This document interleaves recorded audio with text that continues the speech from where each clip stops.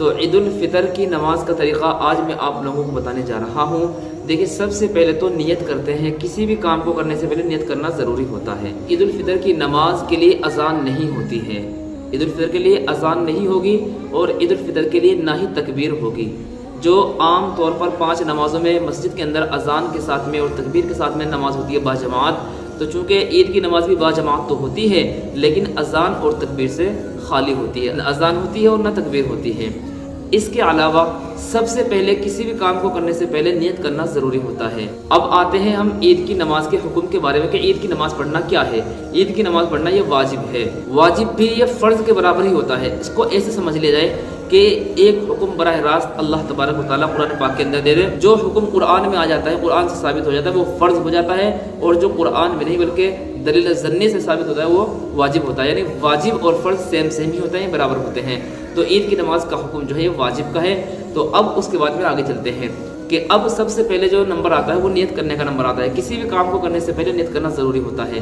اللہ کے نبی صلی اللہ علیہ وسلم کی حدیث صحیح بخاری کے اندر شروع کی ابتدا کی انما الاعمال بالنیات، کہ اعمال کا دار و مدار وہ نیتوں پر ہیں۔ یعنی اعمال جو چینج ہو جاتے ہیں، بدل جاتے ہیں، وہ نیت کے اعتبار سے بدل جاتے ہیں۔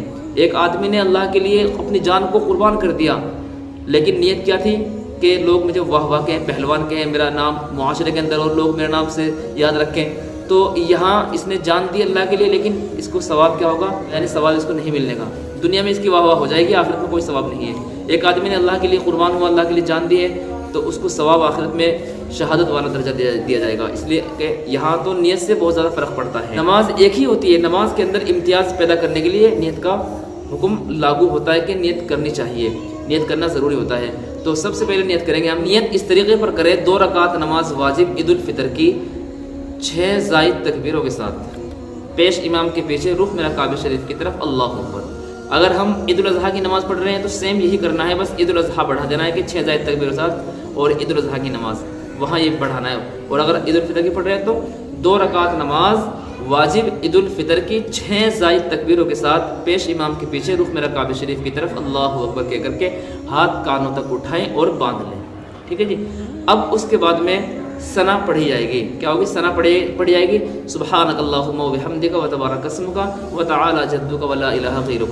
ثنا پڑھنے کے بعد میں 3 زائد تکبیریں کہی جائیں گی، اس طریقے سے کہ 2 تکبیروں میں تو ہاتھ کانوں تک اٹھیں گے اور چھوڑ دیں گے، تیسری تکبیر میں بھی ہاتھ کانوں تک اٹھائیں گے لیکن ہاتھوں کو باندھ لیں گے، یہاں پر اس طریقے سے ہاتھ بند جائیں گے۔ تو 3 تکبیر زائد ہو گئی ہے۔ اب امام صاحب سورہ فاتحہ پڑھیں گے، سورت ملائیں گے، اس کے بعد میں رکوع ہوگا، سجدہ ہوگا، اور پھر اگلی رکعت میں پہنچ جائیں گے ہم۔ تو جب دوسری رکعت میں پہنچ جاتے ہیں امام صاحب سب سے پہلے سورہ فاتحہ پڑھیں گے، اور سورہ فاتحہ پڑھنے کے بعد میں سورت ملائیں گے، سورت ملانے کے بعد میں ابھی رکوع میں جانے سے پہلے 3 زائد تکبیریں اور کہی جائیں گی، ان کا خیال رکھنا ہے آپ کو۔ تو 3 زائد تکبیریں ہوگی، تینوں مرتبہ میں ہاتھ اٹھانے ہیں، تین مرتبہ اللہ اکبر کہے جائیں گے، تینوں مرتبہ ہاتھ اٹھانے، کانوں تک ہاتھ اٹھا کر کے چھوڑ دینے ہیں، اس طریقے پر کہ اللہ اکبر کہہ کر کے ہاتھ کانوں تک اٹھائیں اور چھوڑ دیں۔ دوسری تکبیر میں بھی اللہ اکبر کہہ کر کے ہاتھ کانوں تک اٹھائیں اور چھوڑ دیں۔